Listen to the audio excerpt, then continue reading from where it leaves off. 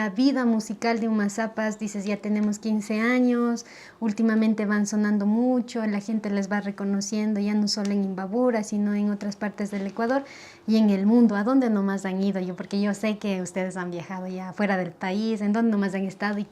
Y no sé si tienes alguna experiencia con respecto a la música en Francia, por ejemplo, el primer tour que supe que hicieron.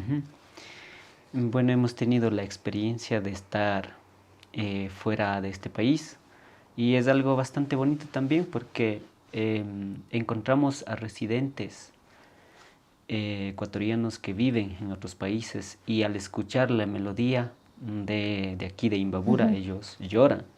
Nos Claro. cuentan que transportamos a su niñez cuando vivía con sus abuelitos, cuando vivía sembrando, cuando vivía en el campo pastando los animalitos y dice que le hacemos recordar eso y ahora por necesidades ellos están Radicados en otro lado. exactamente